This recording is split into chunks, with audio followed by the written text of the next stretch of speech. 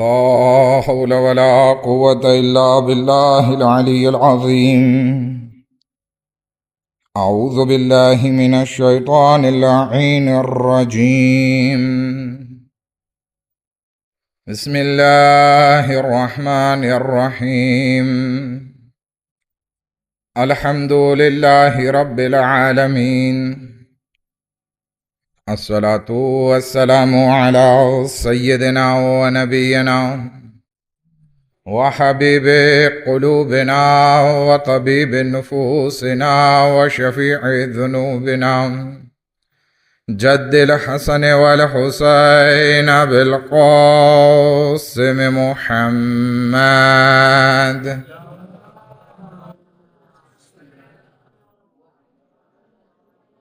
وأهل بيته الطيبين الطاهرين المأسومين المظلومين ولعنة الله على أعدائهم أجمعين. أما بعد، قال الله تبارك وتعالى في كتابه الكريم وقوله الحق: بسم الله الرحمن الرحيم. قل هذه سبيلي أدعو إلى الله على بصيرة.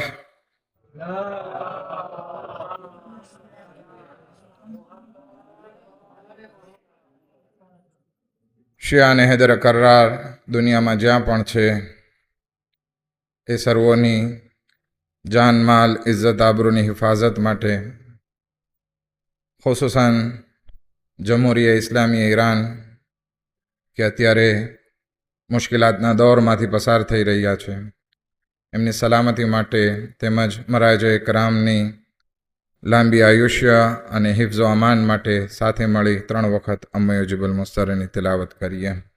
બિસ્મિલ્લાહિર રહમાનિર રહીમ. અમ્મા યુજીબુલ મુઝ્ઝર્રા ઇઝા દઆહુ વ યક્શિફુ સૂ. أما يجيب المضطر إذا دعاه ويكشف السوء. أما يجيب المضطر إذا دعاه ويكشف السوء.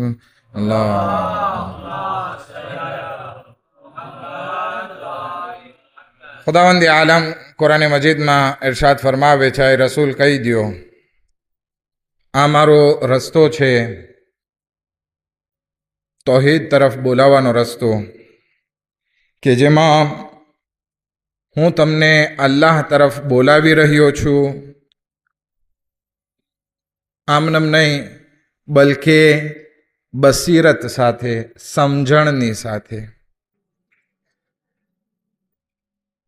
આપણે જે પણ કાંઈ કામ કરીએ એમાં જ્યાર સુધી બસીરત ના હોય, ઊંડી સમજણ ના હોય, ત્યાર સુધી એ કામનો કોઈ ફાયદો આપણને મળતો નથી. એટલે કે કંઈ સવાબ એનો આપણને નસીબ નથી થતો. આના વિશે આપણે ઇન્શાઅલ્લાહ જનાબે ખદીજા સલામુલ્લાહ અલેહાના હવાલાથી વાત કરશું. પરંતુ જનાબે ખદીજા સલામુલ્લાહ અલેહા કોણ છે, એની મહાનતા અને એની અઝમત આલમે ઇસ્લામમાં શું છે, અગર એના તરફ નજર કરીએ તો આલમે ઇસ્લામની સૌથી પહેલી ખાતૂન છે કે જે રસૂલ ખુદા સલ્લલ્લાહુ અલૈહિ વસલ્લમ ઉપર ઈમાન લઈ આવ્યા.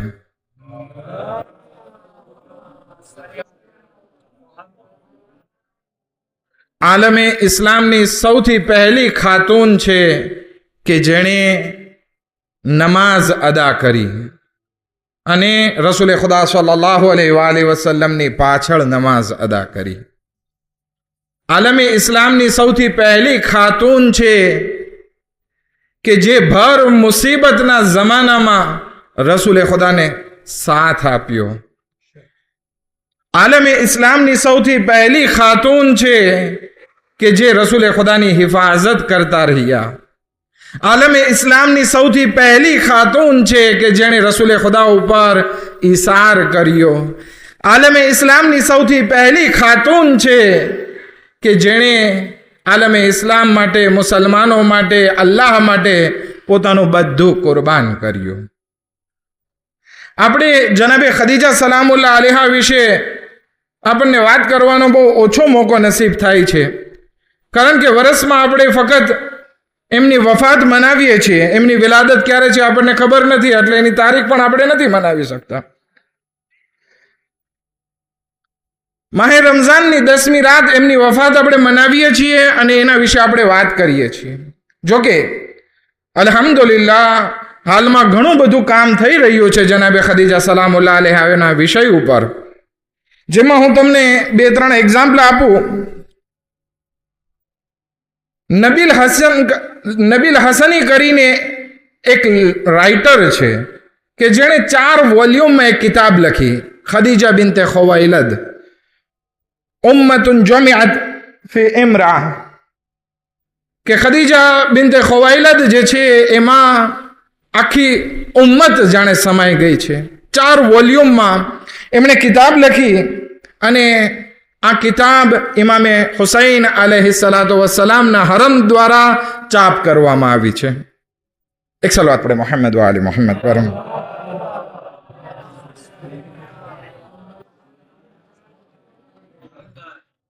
બીજી એક કિતાબ જે બહુ સરસ મજાની કિતાબ છે કે જે સાઉદી અરેબિયાના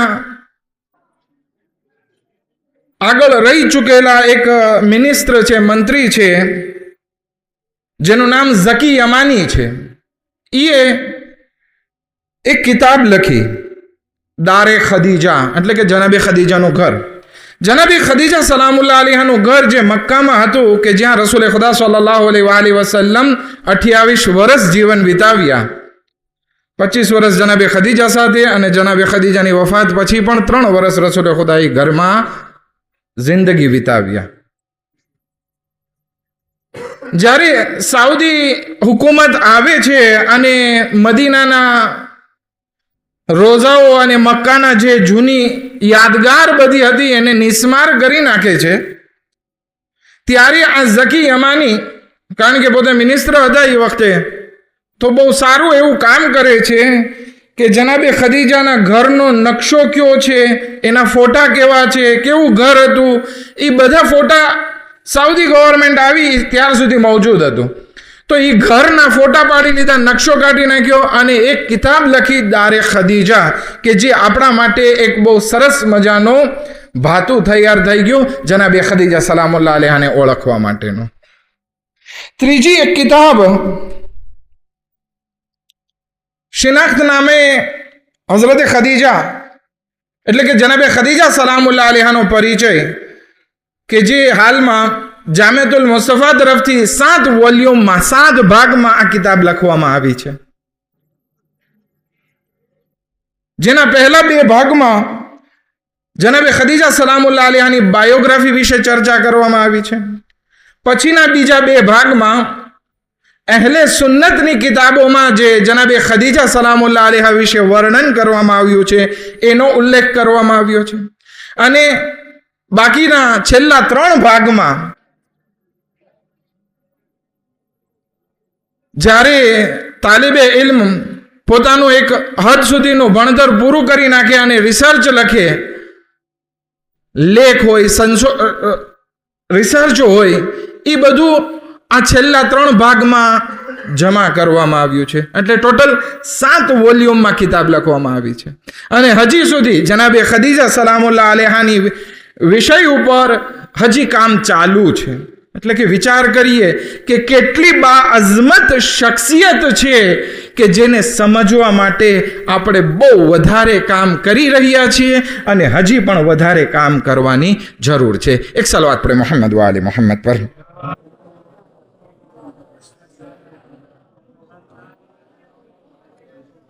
હજી એક કિતાબનું નામ તમને દેતો જાઉં કે જેના લેખક હુસૈન તહરાની છે, કે જેણે જનાબે ખદીજા સલામુલ્લાહ અલૈહા ઉપર એક કિતાબ લખી અને એનું નામ રાખ્યું ખસાઇસે ઉમ્મુલ મુમિનીન, એટલે કે ઉમ્મુલ મુમિનીનની સિફતો, કે જેમાં જનાબે ખદીજા સલામુલ્લાહ અલૈહાની સિફતો ઉપર ચર્ચા કરવામાં આવી છે. અને આ કિતાબમાં 160 કાલિતે જનાબે ખદીજા સલામુલ્લાહ અલૈહાની બયાન કરવામાં આવી છે. એટલે વિચાર કરીએ કે એક ઓરત કે જે ઇસ્લામની શરૂઆતમાં છે, હજી ઇસ્લામ આવ્યો છે અને એના કારાક્ટર એવા છે કે એની 160 કાલિતે આપણી સામે અત્યારે મોજૂદ છે, જ્યારે કે 1400 વર્ષ પસાર થઈ ગયા છે. એટલે વિચાર કરીએ કે આ કોઈ બાનું સામાન્ય ખાતું નથી.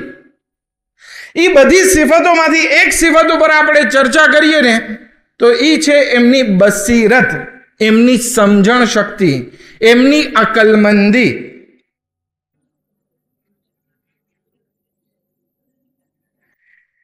જનાબી ખદીજા સલામુલ્લાહ અલૈહાની બસીરત અને અકલમંદીના કારણે જ આજે ઇસ્લામ આપણા સુધી પહોંચેલો છે અને તમામ મુસલમાન અને આલમે ઇસ્લામ આખો કયામત સુધી જનાબે ખદીજા સલામુલ્લાહ અલૈહાના એહસાન નીચે દબાયેલો છે. અગર જો જનાબે ખદીજા સલામુલ્લાહ અલૈહા ના હોત તો ઇસ્લામ ગુરબતમાં ક્યાંય ખતમ થઈ ગયો હોત. હા, જનાબે ખદીજા સલામુલ્લાહ અલૈહાની બસીરત હતી, એમની ઊંડી સમજણ હતી કે જેના કારણે ઇસ્લામને એક સરસ મજાનું ડિરેક્શન મળ્યું. અને ઇસ્લામમાં અગર કોઈ એવા ઇન્સાનને આપણે જોઈએ કે જે બહુ નમાઝ પડે છે, બહુ રોઝા રાખે છે, બહુ ઇબાદત કરે છે, પણ એનો મગજ પારાલીઝે હોય તો શું એની ઇબાદતનો એને સવાબ મળશે? નહીં. સવાબ જે ખુદાવંદી આલમ ઇન્સાનને અતા કરે છે એની અક્કલમંદી અને સમજણ મુતાબિક અતા કરે છે. માટે અગર જો કોઈ ખુદાને ઓળખ્યા વગર, રસૂલને ઓળખ્યા વગર અગર ઇબાદત કરે છે તો એની ઇબાદતનો સવાબ બહુ ઓછો થઈ જાય છે. આ બહુ જરૂરી છે કે આપણે ઇસ્લામને કબૂલ કરતા પહેલા, ઇસ્લામમાં પ્રેક્ટિસ કરતા પહેલા, એમના ઉપર અમલ કરતા પહેલા જરૂરત એ વાતની છે કે પહેલા ઇસ્લામને સમજવા કોશિશ કરીએ. અને જનાબે ખદીજા સલામુલ્લાહ અલૈહા આનું બહેતરીન ઉદાહરણ છે કે જેણે સમજી વિચારી અને ઇસ્લામને કબૂલ કરેલો હતો. એક સલાવત પડે મોહમ્મદ વ આલી મોહમ્મદ પર.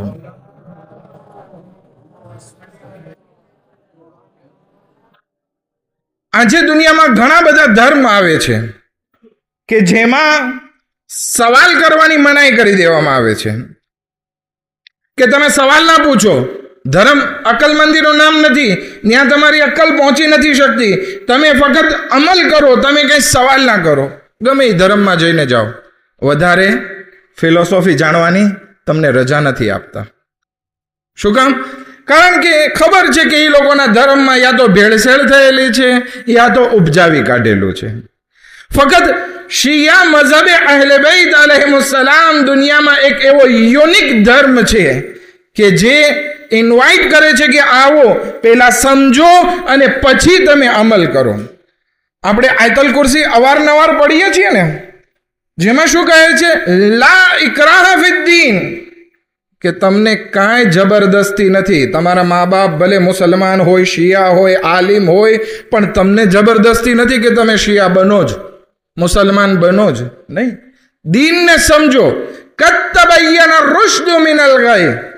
આ એવો ધર્મ છે જે તમારી પ્રોગ્રેસને એવી રીતે આગળ વધારશે કે જેમાં કોઈ ગુમરાહી નહીં હોય.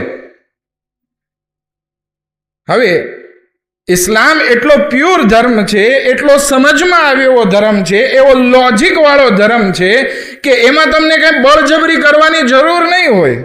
દાખલા તરીકે સૂરજ છે તો કોઈને કહેવું પડે, સાબિત કરવો પડે કે ભાઈ જો અત્યારે 7 વાગી ગયા છે સવારે એટલે સૂરજ ઉગી ગયો છે? ના, કોઈને કહેવાની જરૂર ના પડે, કારણ કે એનો પ્રકાશ જ એની સાબિતી આપતો હોય છે. એવી રીતે આ ઇસ્લામ છે, અગર જો એને સરખી રીતે સમજવામાં આવે તો એ નૂર ફેલાવવા વાળું છે, એમાં કાંઈ જબરદસ્તી કરવાની જરૂર નથી રહેતી. અને જ્યારે ઇન્સાનમાં આ ઇસ્લામની બસીરત અને સમજણ આવી જાય ને તો પછી એની જિંદગીમાંથી ખોટા વહેમ, ખોટી અંધશ્રદ્ધા આ બધું નીકળી જશે. એક પ્યોર ધર્મ એની સામે આવી જશે. પછી કોઈને સવાલ પૂછવાની જરૂર નહીં રહે કે ભાઈ છીક આવી તો શું કંઈક ખરાબ થશે, બિલાડી રસ્તો કાપી તો કંઈ પ્રોબ્લેમ થશે, એવી કોઈ જે છે ખોટી માન્યતાઓ પછી એની જિંદગીમાં વજૂદમાં નહીં હોય, કારણ કે ઇસ્લામની સમજણ આવી ચૂકી છે. અને જ્યારે આ બસીરત આવી જાય તો ઇન્સાનની જે ઇબાદત છે એ બહેતરીન ઇબાદત થઈ જશે. શું કામ? કારણ કે સમજીને ધર્મ કરે છે. એક ઇન્સાન જે સમજીને ધર્મ કરે અને એક ઇન્સાન જે સમજ્યા વગર ધર્મ કરે, આ બંને સરખા નથી હોતા. એટલા માટે કુરાન કહે છે, હલ યસ્તવિલ લદીના યઅલમૂન વલ્લદીના લા યઅલમૂન. જે કોઈ ઇન્સાન જાણકાર છે અને જે નથી જાણતો, શું એ બે સરખા હોઈ શકે? પરંતુ આ બસીરત વિશે જ્યારે આપણે વાત કરીએ છીએ ને, ત્યારે બસીરત એક પ્રકારની નથી હોતી મારા દોસ્તો ને મારા અઝીઝો. બસીરત 4 પ્રકારની હોય છે ઓછામાં ઓછી. એમાં સૌથી પહેલી જે બસીરત આવે છે એ અકીદા અને માન્યતાની બસીરત છે. આ અકીદો અને માન્યતા શું છે? કે જેના ઉપર આપણો વિશ્વાસ છે, જેના ઉપર આપણું ઈમાન છે.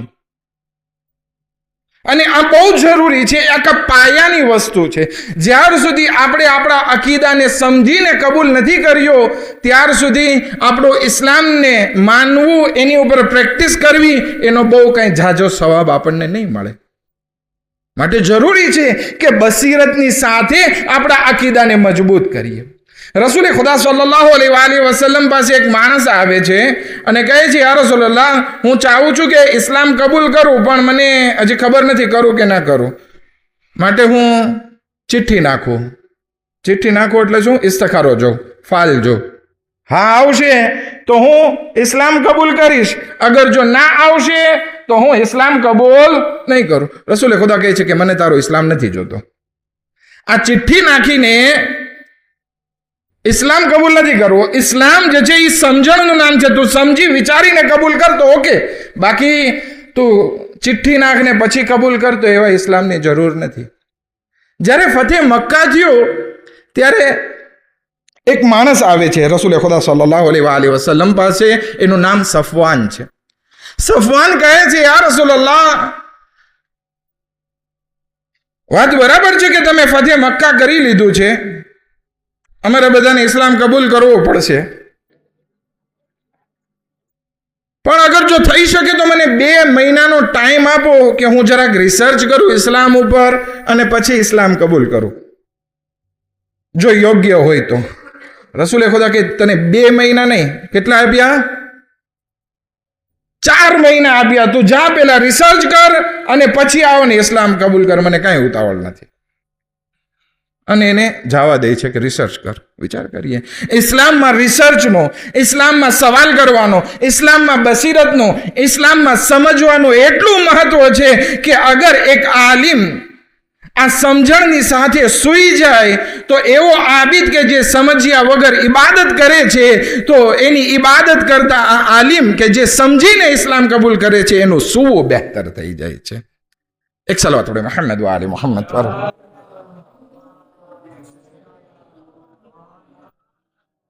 અને આવી ઊંડી બસીરત ધરાવવા વાળી અગર કોઈ પહેલી ખાતૂન આલમે ઇસ્લામમાં હોય તો ઈ છે જનાબે ખદીજા બિન્તે ખુવૈલદ. કે જ્યારે રસૂલે ખુદા ગારે હીરાથી ઘરે આવે છે તો પહેલી વહીનો અસર એવો હતો કે રસૂલે ખુદાનું આખું શરીર ધ્રુજી રહ્યું હતું, ચહેરાનો રંગ બદલાઈ ગયેલો હતો, પસીનો જારી હતો. પૂછે છે, યા રસૂલલ્લાહ, શું થયું? કે ત્યારે તો ઇસ્લામ હજી આવ્યો હતો. પૂછે છે, શું થયું તમને એ મારા શોહર? તો કહે છે કે મારા ઉપર આ વહી નાઝિલ થઈ છે. જનાબે ખદીજા એમની સાથે જે વર્ષો પસાર કર્યા હતા એનો મુઆયનો કરે છે કે આ રસૂલ કે જેની સાથે મેં બિઝનેસ કર્યો અમાનતદાર હતા, એની સાથે મેં જીવન વિતાવ્યું સિદ્દીક હતા, અમાનતદાર હતા, એની જિંદગીમાં નાનકડી એવી કોઈ બદઅખલાકી નથી. તો આ માણસ જ્યારે બયાન કરે છે તો એકદમ સાચું બયાન કરે છે. અને આ જ બસીરતના કારણે જનાબે ખદીજા તરત જ ઈમાન લઈ આવે છે અને કહે છે, લા ઇલાહા ઇલ્લલ્લાહ મુહમ્મદુન રસૂલુલ્લાહ.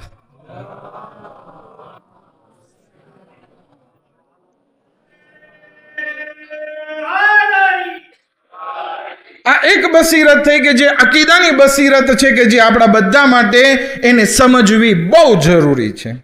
બીજી બસીરત જે ઇન્સાનની જિંદગીમાં જરૂરી હોય છે એ અખલાકની બસીરત હોવી જોઈએ. અખલાક સારા કોને કહેવાય?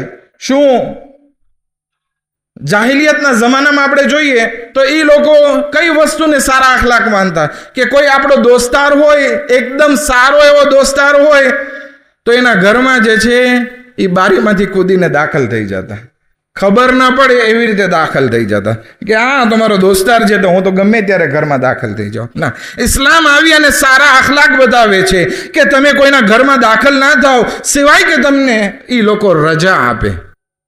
આ અખલાક તો પહેલા સારા અખલાક શું છે એને સમજવું પડશે. એમ ના હોય કે આપણો દોસ્તાર છે, આપણે એની સાથે બહુ વધારે બને છે એટલે આપણે સીધા એમના લકુઝીનમાં દાખલ થઈ જઈએ. ના, એમ ના, પેલા રજા માંગો અને પછી દાખલ થાઓ. આ બસીરત હોવી બહુ જરૂરી છે કે જેથી ઇન્સાનને કેવી રીતે જીવન જીવવું એ ખબર પડી જાય. મૌલાએ કાયનાત હઝરત અમીર અલ મોમિનીન અલી ઇબ્ન અબી તાલિબ अलैहिस्सलातु वस्सलाम એક હદીસ બયાન કરે છે.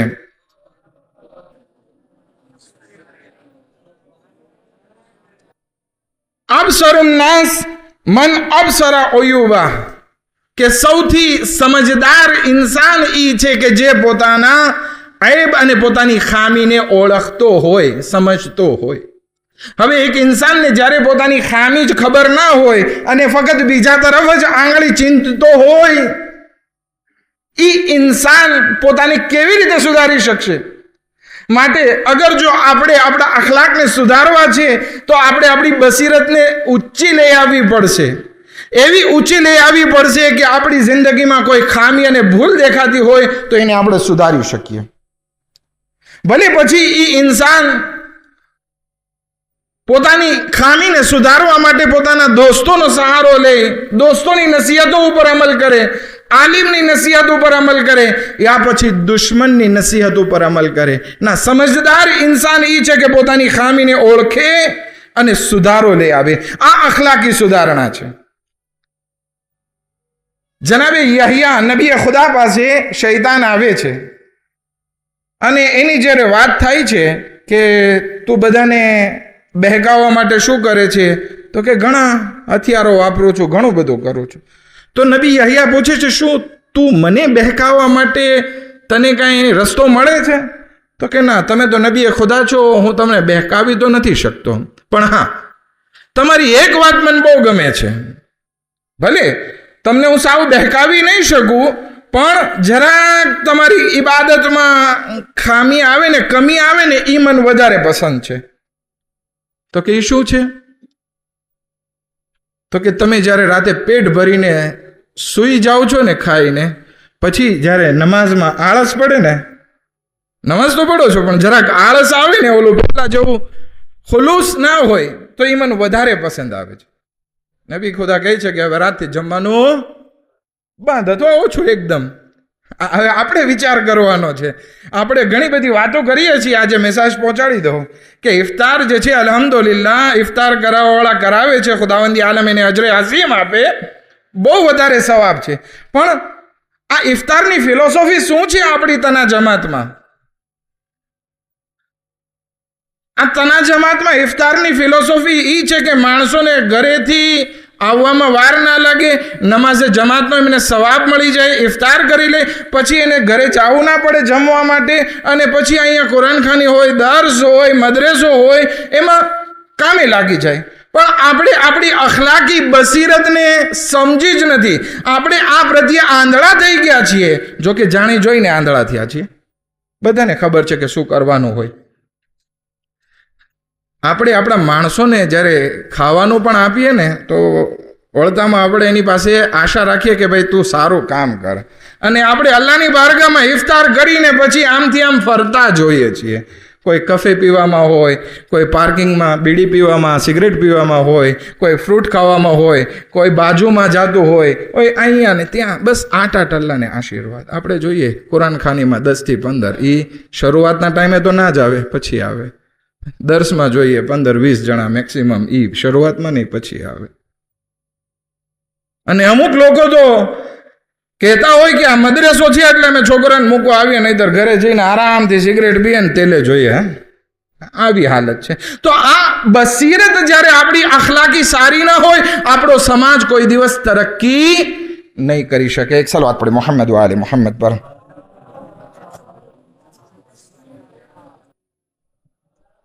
જ્યારે કે જનાબે ખદીજા સલામુલ્લાહ અલૈહાની અખલાકી બસીરતને એમના ઘરવાસમાં જોઈએ ને તો બહેતરીન બસીરત છે. આટલી પૈસાવાળી औरत, અત્યારે કોઈ ઇન્સાન કોઈ પૈસાવાળાની દીકરી સાથે, પૈસાવાળી સાથે શાદી કરે ને પછી એના નખરા પણ એને સહન કરવા પડે. બરાબર છે ને? બધા એવા નહીં હોય, પણ 90% એવું જ જોવામાં આવે. નખરા કરે, બાપાએ એક બે એમ દુલવે આપી હોય તો પછી ફખર કરે કે જો અમારા બાપાએ આપી છે. પણ જનાબે ખદીજા સલામુલ્લાહ અલૈહાની બસીરત એવી બસીરત છે કે શાદી કરવી છે તો એ રસૂલે ખુદાનો ઇંતખાબ કરે છે કે મને તમારા સાથે શાદી કરવી છે. ફામી નારાજ છે તો એક મોટી રકમ જે છે જનાબે અબુ તાલિબ સામે રાખી દીધી કે જો અમારી દીકરીની શાદી કરાવી હોય તો એટલી મહેર તૈયાર રાખજો. હવે ના તો અબુ તાલિબ પાસે એટલો પૈસો, ના તો રસૂલે ખુદા સલ્લલ્લાહુ અલૈહિ વસલ્લમ પાસે એટલો પૈસો, પણ બિઝનેસ રિલેશન હતા ડાયરેક્ટ જનાબે ખદીજા સાથે કે ભાઈ તમારા ચાચો તો વરકા બિન નૌફલ આવી વાતો કરે છે, મોટી મહેર યાદી ના કરો, આ લ્યો આ પૈસા એને જઈને આપી દો. ઈ औरत કે જેણે પોતાની મહેર પોતે અદા કરી, ઈ છે જનાબે ખદીજા સલામુલ્લાહ અલૈહા. હવે ઘરની વાત આવી તો કે યા રસૂલલ્લાહ ઘર છે જ, કંઈ બીજું નવું ઘર લેવાની જરૂર નથી. હવે ઘર જનાબે ખદીજા સલામુલ્લાહ અલૈહાનો એટલે રસૂલે ખુદા શું થયા? બોલો કંઈક તો કંઈક, નકર કંટાળો આવશે. ઘર જમાઈ થયા. પણ જનાબે ખદીજા સલામુલ્લાહ અલૈહા શું કહે છે? આ ઘર હવેથી મારું નહીં, બલકે એક સરસ મજાનો ફ્રાઝ બયાન કરે છે, તારીખ એને આજ સુધી સાચવીને રાખી છે. આય રસૂલ અલબૈત બૈતુક વ અના અમાતુક. એ રસૂલ આજથી આ ઘર તમારું ઘર છે અને હું તમારી કનીઝ છું. આ છે જનાબે ખદીજા સલામુલ્લાહ. એક સલાવત પઢે મોહમ્મદ વ આલે મોહમ્મદ પર.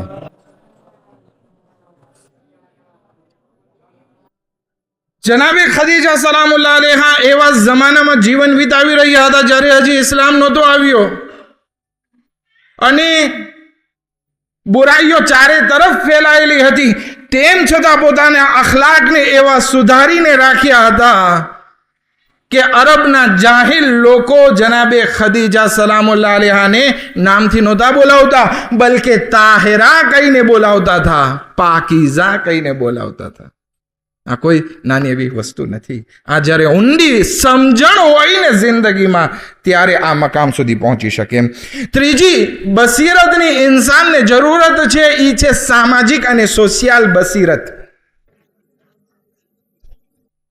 આજે આપણા જવાનો શાદી કરવા માટે આગળ વધે છે, એક સોશિયલ કામ છે, તો એમાં વધારે પડતું ફસાઈ જાય છે તો કે સામે જોવામાં આવે છે કે એનું રૂપ કેવું છે. હવે અત્યારે તો જમાનો એટલો બદલાઈ ગયો છે કે જોવે છે કે એના ફોલોવર્સ કેટલા છે ઇન્સ્ટાગ્રામમાં, એની પાસે શું ફેસિલિટી છે, આવું બધું જોવામાં આવે છે. ઘણી વખત ઇમોશનમાં વહીને સામેવાળાથી બે ત્રણ મીઠી મીઠી વાત કરી એટલે ફસાઈ જાય. ઘણા લોકો જે રૂપ અને રંગમાં ફસાઈ ગયા અથવા તો યુરોપિયન સાથે શાદી કરીને, એવા ઘણા બધા, બહારની વાત છે, અહીંની વાત નથી, કોઈ ટોપી ના પહેરે, એ વાત કરે છે કે અમે આ યુરોપિયન સાથે શાદી કરીને એનું મોટું કારણ હતું કે એની મીઠી મીઠી વાતમાં મેં ફસાઈ ગયા. એ બોલે ત્યારે એવું મીઠું મીઠું બોલે, બોન્જુર કરે, ગુડ મોર્નિંગ કરે, તો અમે ફસાઈ ગયા કે આ કેટલા અખલાકવાળા છે. પરંતુ જનાબે ખદીજા સલામુલ્લાહ અલૈહા આ ઇમોશનમાં ફસાઈને શાદી નથી કરી. જ્યારે કે એમની પાસે આટલા બધા માંગા હતા, સારા માંગા હતા, અમીર ખાનદાનના દીકરાઓના માંગા હતા. એક વાત અહીંયા પરાંતેસમાં કહેતો જાઓ, જનાબે ખદીજા સલામુલ્લાહ અલૈહા એ મઝલૂમ શખ્સિયત છે કે જેની તારીખને બહુ બગાડવાની કોશિશ કરી. સુન્ની કિતાબોમાં ઉઠાવીને જોશો ને તો એમની શાદી વખતે એમની ઉંમર 40 વર્ષ સુધી લખવામાં આવી, જ્યારે કે શિયા કિતાબોમાં આ વસ્તુ મળે છે 25 થી 28 વર્ષ. અને સુન્ની કિતાબોમાં એની તારીખને એવી રીતે ખરાબ કરવામાં આવી છે કે એમના પહેલા 2 મરિયાસ થઈ ગયા હતા, જ્યારે કે જનાબે ખદીજાની જિંદગીમાં સૌથી પહેલા શોહર હોય તો એ હઝરત મોહમ્મદ મુસ્તફા સલ્લલ્લાહુ અલૈહિ વસલ્લમ છે.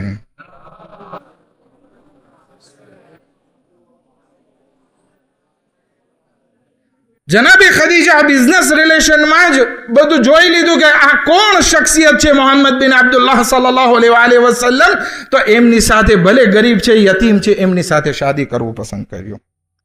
ચોથી બસીરતની જે જરૂર છે આપણને આપણી જિંદગીમાં એ છે સિયાસી બસીરત. આજના જમાનામાં જાત જાતના કલ્ચર આપણી સામે આવે છે. કોઈ વખત દાઈશ ઇસ્લામના નામે આવે છે, વેસ્ટર્ન કલ્ચર અખલાકના નામે સામે આવે છે.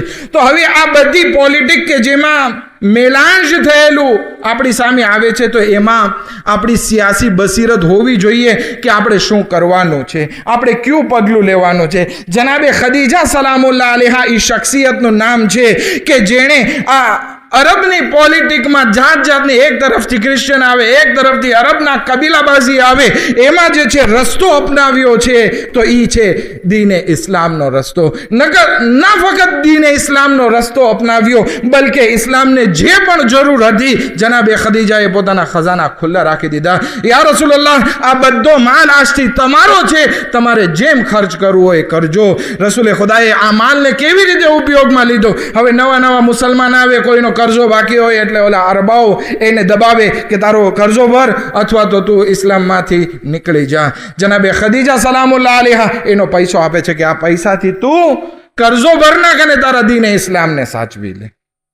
આજે બહુ જરૂર છે કે આપણે ગરીબોનો હાથ પકડીએ, નાના ભાઈઓનો હાથ પકડીએ, ફક્ત પૈસા દેવાથી નહીં, બલકે એને એક વસ્તુ કહેવાય છે ને કે કોઈ માણસને જરૂર હોય તો આપણે મછલી કાઢી પકડી તળાવમાંથી નદીમાંથી મછલી પકડી અને એને ખાવા માટે ના આપી દઈએ, બલકે મછલી પકડતા શીખાડીએ કે જેની મોહતાજી દૂર થઈ જાય. ઇસ્લામમાં હાથ ફેલાવવો સારી વસ્તુ નથી, બલકે હુનર શીખી લેવું સારી વસ્તુ છે. જનાબે ખદીજા સલામુલ્લાહ અલૈહાની બસીરત ઈ છે કે જેણે પોતાનો બધો માલ રાહે ઇસ્લામમાં કુરબાન કર્યો. એટલો માલ કુરબાન કર્યો કે જ્યારે શહેબ અબી તાલિબમાં હતા ત્યારે આ જનાબે ખદીજા સલામુલ્લાહ અલૈહાનો માલ કામ લાગ્યો, કારણ કે બાયકોટમાં હતા મુસલમાનો. એક એક ખજૂરનો દાણો, એક એક ખજૂરની પેશી લેવી હોય તો એની માટે 100 ને 1000 દિરહમ દેવા પડતા હતા. ત્યારે આવતું ક્યાંથી આવ્યો મુસલમાન પાસે એટલો પૈસો? આ બાયકોટના જમાનામાં, આટલી મોંઘારતના જમાનામાં આ પોતાની જાન બચાવી શક્યા. એ બધું જનાબે ખદીજા સલામુલ્લાહ અલૈહા ની દૌલતનો કમાલ હતો. ત્યાં ખર્ચ કરી નાખ્યો, એટલો ખર્ચ કરી નાખ્યો કે જનાબે ખદીજા જ્યારે આ દુનિયાથી રૂખસત થાય છે ને ત્યારે એની પાસે માલે દુનિયામાંથી કંઈ નથી.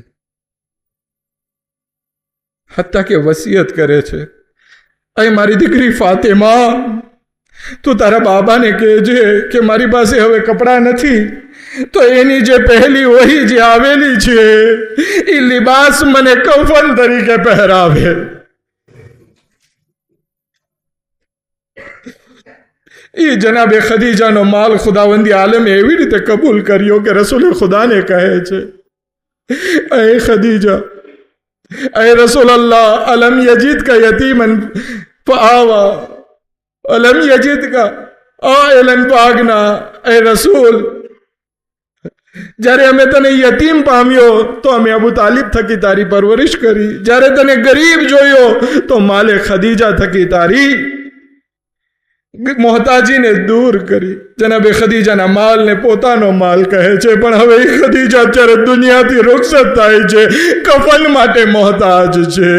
હા, રસૂલે ખુદાને જ્યારે જનાબે ફાતિમા પોતાની માની વસિયત બયાન કરે છે, એવામાં જિબ્રાઈલ અમીન નાઝિલ થાય છે કે એ ખદીજાએ પોતાનું બધું તમારા માટે કુરબાન કર્યું છે, રાહે ખુદામાં કુરબાન કર્યું છે, તો જન્નતથી કફન તમારા માટે મોકલવામાં આવે છે.